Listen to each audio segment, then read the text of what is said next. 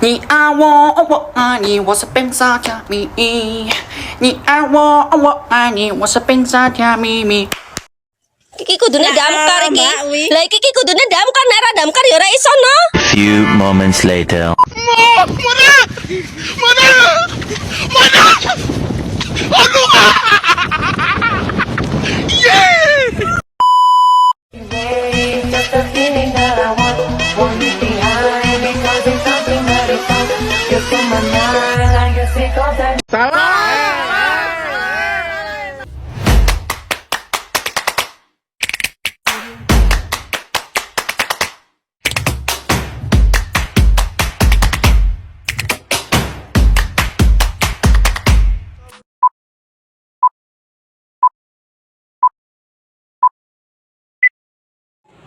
Halo, perkenalkan nama saya Trisya Stumeang dan di video kali ini kami akan menjelaskan materi kami yang berjudul frekuensi distribusi.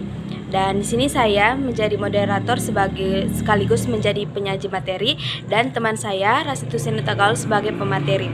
Oke, kepada pemateri saya persilakan. Baik, di sini saya akan menjelaskan materi kami yang berjudul distribusi frekuensi. Tanpa basa-basi, langsung saja kita simak apakah itu distribusi frekuensi. Yang pertama, mari kita lihat pengertian. Distribusi frekuensi adalah penyusunan data dalam berbentuk kelompok, mulai dari yang terkecil sampai yang terbesar, berdasarkan kelas-kelas, interval, dan kategori tertentu. Dalam bekerja dengan jumlah data yang cukup besar, biasanya lebih menguntungkan jika data ini disajikan dalam kelas-kelas atau kategori tertentu bersamaan dengan frekuensi yang bersesuaian. Frekuensi yang dimaksud adalah banyaknya kejadian yang ada pada kelas-kelas tertentu. Suatu tabel yang menyajikan kelas-kelas data beserta frekuensinya disebut distribusi frekuensi atau tabel frekuensi. Beberapa bagian yang harus diperhatikan dalam distribusi frekuensi yaitu antara lain. Mari kita lihat. 1. Kelas interval atau jumlah kelas interval. Kelas merupakan kelompok-kelompok nilai atau variabel. Jumlah kelas menunjukkan jumlah kelompok nilai atau variabel dari data yang diobservasi. Mari kita lihat di dalam tabel. Di tanda kurung kurawa merah sudah kita lihat jumlah kelas, yaitu 50 sampai 55, 56 sampai 61 dan seterusnya hingga 80 atau 85 dengan bisa kita jumlahkan yaitu dengan jumlah n. Adapun kita lihat di sisi kanan tabel frekuensi F, adapun kita lihat beberapa angka 3, 7, 2, 8 dan 4 dan 6 yang berjumlah 30. Dalam menentukan jumlah kelas interval terdapat 3 pedoman sebagai berikut. Yang pertama atau A ditentukan berdasarkan pengalaman. Pada umumnya jumlah kelas interval yang dipergunakan dalam penyusunan tabel distribusi frekuensi berkisar antara 6 sampai 15 kelas. Makin banyak data, makin banyak pula jumlah kelas intervalnya. Tetapi jumlah yang paling banyak atau maksimal adalah 15 kelas interval dalam satu tabel distribusi frekuensi. Kemudian B ditentukan dengan membaca grafik jumlah interval kelas. Dengan menggunakan grafik yang menunjukkan hubungan antara banyaknya data N dengan jumlah kelas interval yang diperlukan, maka penentuan jumlah kelas interval akan lebih cepat. Di mana dalam grafik tersebut garis vertikal menunjukkan jumlah kelas interval dan garis horizontal menunjukkan jumlah data observasi. Misalnya, bila jumlah data yang diobservasi 200, maka berdasarkan tabel jumlah kelas intervalnya sekitar 12. Kemudian C ditentukan dengan rumus Sturges jumlah interval. Kelas interval juga dapat dihitung dengan menggunakan rumus Sturges sebagai berikut. Mari kita lihat rumusnya. K sama dengan 1 tambah 3,3 log N, di mana K sama dengan jumlah kelas interval, N sama dengan jumlah data observasi, log sama dengan logaritma. Misalnya, jumlah data ada 150, maka jumlah kelas intervalnya adalah K sama dengan 1 tambah 3,3 log 150. K sama dengan 1 tambah 3,3, K kali 2,17. K sama dengan 1 tambah 7,161. K sama dengan 8,161. Kita bulatkan menjadi 9. Kenapa menjadi 9? Karena pembulatan di distribusi frekuensi diambilnya menjadi ke atas. Kemudian yang kedua, batas kelas atau kelas limit merupakan nilai-nilai yang membatasi antara kelas yang satu dengan kelas berikutnya. Terjadi atas dua macam, yaitu A. Batas kelas bawah atau lower class limits, yaitu nilai atau angka yang terdapat pada bagian sebelah kiri dari setiap kelas. Kemudian yang B, batas kelas atas atau upper class limits, yaitu nilai atau angka yang berada pada bagian sebelah kanan di setiap kelas. Langsung saja kita lihat di dalam tabelnya sebagai contoh. Di sini kita lihat nilai UAS statistik. Terdapat dua buah bilangan. Di tabel merah atau di sisi sebelah kiri bisa kita lihat batas kelas bawah. Di tabel kanan atau sebagai warna biru bisa kita lihat sebagai batas kelas atas.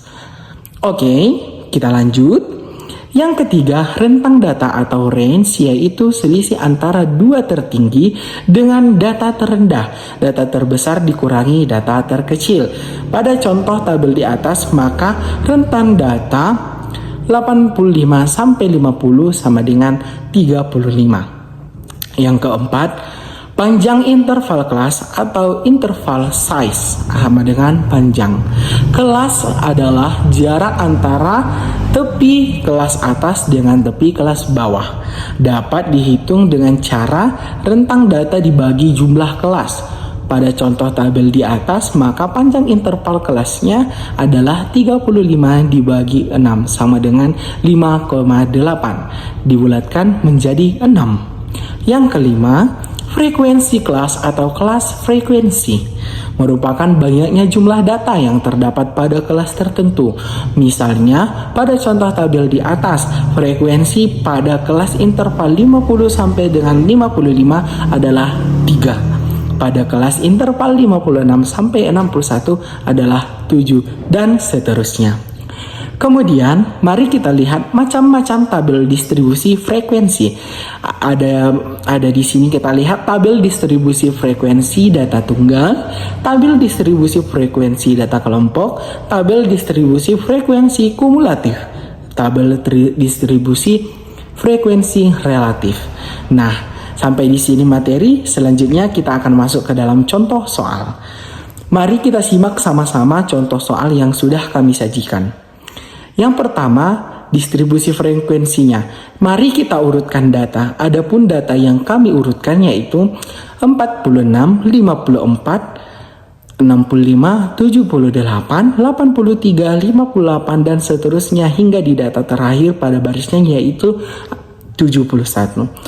Mari kita lihat data terkecilnya yaitu 46 dan data terbesarnya yaitu 92. Rentang kelasnya yaitu data terbesar dikurang data terkecil, yaitu 92 dikurang 46 sama dengan 46. Kemudian selanjutnya kita akan mencari panjang kelasnya, yaitu 1 tambah 3,3 log N sama dengan 1 tambah 3,3 log 46. 46 dapat dari mana? Yaitu dari rentang kelasnya. Menjadi sama dengan 6,4 kita bulatkan menjadi 7. Kemudian yaitu interval. Intervalnya sama dengan 46 dibagi 7 sama dengan 6,5. Kita bulatkan menjadi 7.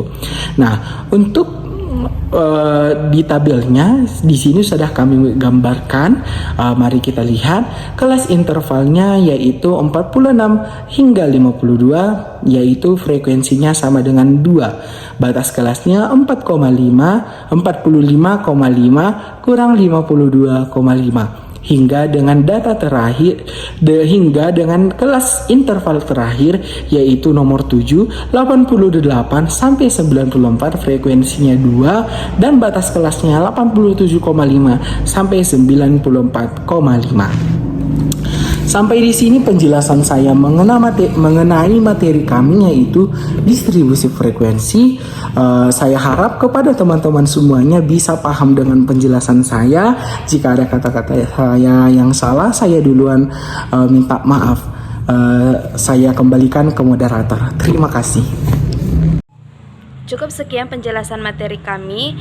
Jika ada salah dan kurangnya kami minta maaf dan terima kasih.